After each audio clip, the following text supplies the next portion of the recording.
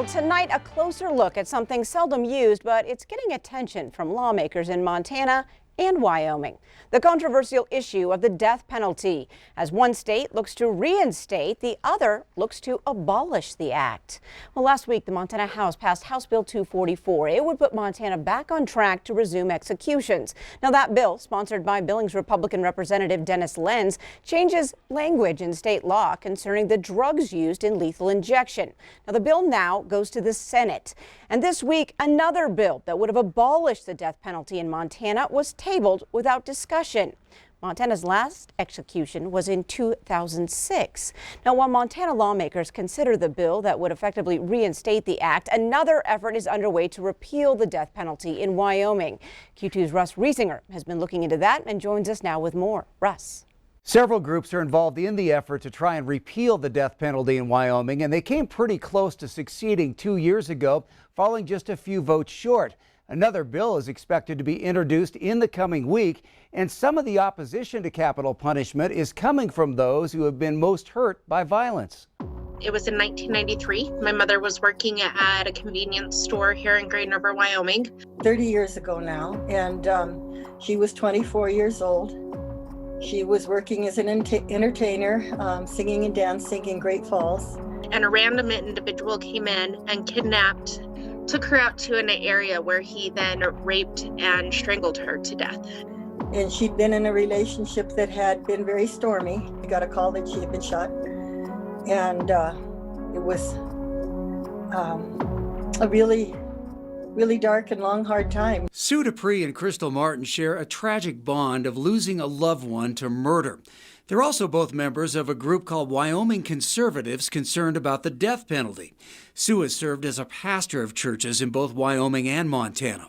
I have consistently argued against it for the last 30 years. Really, I felt like it was one way that I could honor the life of my daughter to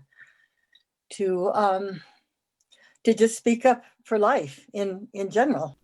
Crystal not only lost her mother as a child, 25 years later, she also lost her husband to homicide. Then, as an adult in 2014, my husband was shot in the head and burned in a fire pit. She later began studying criminal justice and learned about a restorative justice program in Wyoming that allows victims' families to meet an offender in hopes of bringing about healing. It would bring her face to face with the man who killed her mother. You know, at first it was really scary walking into the prison. I'll tell you that. You know, the gates closing behind me, just slamming, making me jolt, not knowing what to expect. But then when I got in there, it was empowering. It was, I get to lead the conversation. I get to have the questions answered that I've been waiting so long to have answered. Did you forgive him? I did. I absolutely did. He's a human being, just as anybody else is. Wyoming has only executed one person since capital punishment was reinstated, and that was in 1992. There's no one awaiting execution. But last year, the U.S. Supreme Court cleared the way for a possible return to death row for Dale Wayne Eaton by declining to hear his appeal. Eaton, now 75, could be resentenced to death for the horrific 1988 kidnap, rape, and murder of 18-year-old Lisa Marie Kimmel, who'd been driving home to visit her parents in Billings from Denver. Eaton was linked to Kimmel's murder in 2003, her car found buried on his property. The time and costs involved in a death penalty case are two of the reasons why opponents argue against it. You don't see it as a deterrent in any way? Absolutely not. No, I see it as an easy way out. It hasn't been proven to be a deterrent. You know, I've studied the issue a lot, and the statistics don't bear out a deterrence on it. You know, yeah, a lot of people do feel eye for an eye.